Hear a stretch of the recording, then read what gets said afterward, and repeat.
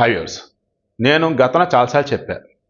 గలీస్తనంగా లేగితనంగా ఉన్నటువంటి వాళ్ళ గురించి వాళ్ళ వీడియోలు వైరల్ అవుతున్నప్పుడు దాని గురించి నేను మాట్లాడండి, అసలు నాకు చిరాకండి అని చెప్పాను. కానీ కొంతమంది ఉంటాయి, వారు ఏకం ఒక వ్యవస్థ మొత్తాన్ని అంటున్నప్పుడు అప్పుడు రెస్పాండ్ కాకపోతే చేతకంతనం అయింది అది. సో పవన్ కళ్యాణ్ గారిని, చంద్రబాబు గారిని, లోకేష్ గారిని సూటిగా అడుగుతూ ఉన్నా. ఈ షాలేం రాజు ఎవరో, ఇతని పేరు నాకు పూర్తిగా తెలియదు. ఆ వీడియో కూడా చివరిలో పెడతాను చూడండి. ఇతను ఏకంగా మల్లెపూలు కొనకుండా ఉండే క్రైస్తవులని పరిశుద్ధులు అని అంటున్నాడు.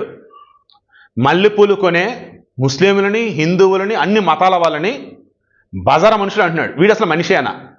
ఇటువంటి వాడిని ఏం చేయాలి?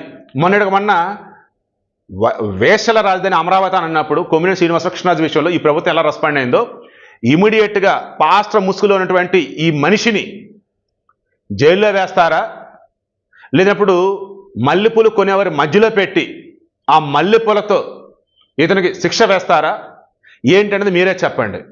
ఎంత నీచంగా, ఎంత గలీస్తరంగా దిగజారుతున్నారంటే వీళ్ళు.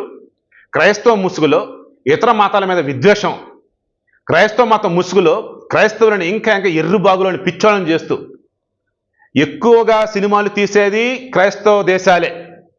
ఇక్కడ మాత్రం సినిమాలు చూస్తే బూతు. చక్కగా అలంకరణ బ్రహ్మాండంగా చేసుకునేది క్రైస్తవ దేశాల వాళ్ళే.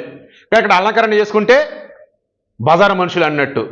ఇక్కడ ఉన్నటువంటి పాపం బడుగు బలహీన వర్గాలను ఇంకా ఇంకా ఇంకా బానిసతులకు నెట్టేస్తూ, బ్రిటిష్ వారి కాలంలో ఉన్నటువంటి ఘోరాతుగా ఉంటున్న బానిసత్వం ఇంకా ఇంకా దారుణ బానిసతలు నెట్టేస్తూనే ఉన్నారు ఈ క్రైస్తవ మతం పేరుతో, క్రైస్తవ మతం బోధన పేరుతో ఇట్లాంటి మూర్ఖులు వాళ్ళే.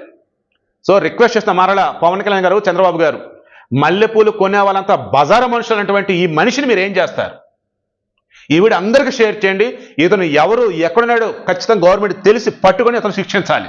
మల్లెపూలు అమ్ముకునేవాడు చర్చి ముందు పెట్టాడంట బండి. పాస్టర్ గారు లోపల వద్ద చెప్పాడు, ఒక్కడు కూడా కొనడు పోరా అని. ఇంకో చోట పెట్టుకో, మార్కెట్లో పెట్టుకో, అక్కడ కొంటారులే కానీ ఇక్కడ కొందరు పో అంటే ఎందుకు కొందరు 2 మంది ఆడవాళ్ళు వస్తుంటే కొంటారులే అని పెట్టాడు. కూటం మొదలైన దగ్గర నుంచి కూటం వైపు అందరూ ఇళ్ళకి పోయిందాక ఆడే కూర్చున్నాడు. ఒక్కళ్ళు కొనలా.